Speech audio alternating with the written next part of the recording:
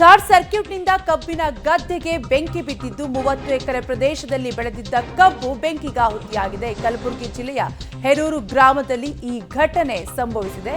ಬಸವರಾಜ್ ಎಂಬುವರಿಗೆ ಸೇರಿದ್ದ ಕಬ್ಬಿನ ಗದ್ದೆಗೆ ಶಾರ್ಟ್ ಸರ್ಕ್ಯೂಟ್ನಿಂದ ಬೆಂಕಿ ತಗುಲಿದ್ದು ಲಕ್ಷಾಂತರ ಮೌಲ್ಯದ ಕಬ್ಬು ಬೆಳೆ ನಾಶವಾಗಿದ್ದು ರೈತ ಕಂಗಾಲಾಗಿದ್ದಾರೆ. ಶಾರ್ಟ್ ಸರ್ಕ್ಯೂಟ್ನಿಂದ ಕಬ್ಬಿನ ಗದ್ದೆಗೆ ಬೆಂಕಿ ಬಿದ್ದಿರುವಂತಹ ಘಟನೆ ನಡೆದಿದ್ದು ನೀವು ಕೂಡ ದೃಶ್ಯಾವಳಿಗಳಲ್ಲಿ ಗಮನಿಸ್ತಾ ಇರಬಹುದು.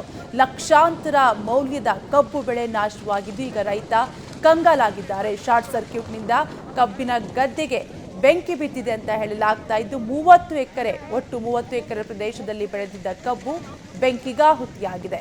ಒಟ್ಟಾರೆಯಾಗಿ ಕಲಬುರಗಿ ಜಿಲ್ಲೆಯ ಹೆರೂರು ಗ್ರಾಮದಲ್ಲಿ ಈ ಘಟನೆ ನಡೆದಿದೆ. ನೀವು ಕೂಡ ದೃಶ್ಯಾವಳಿಗಳಲ್ಲಿ ಗಮನಿಸ್ತಾ ಇರಬಹುದು. ಕಬ್ಬಿನ ಗದ್ದೆಯಲ್ಲಿ ಬೆಂಕಿ ಧಗಧಗ ಹೊತ್ತಿ ಉರಿತಾ ಇದೆ. ಕಂಪ್ಲೀಟ್ ಆಗಿ ರೈತ ಬೆಳೆದಿದ್ದಂತಹ ಬೆಳೆ ನಾಶವಾಗಿದೆ.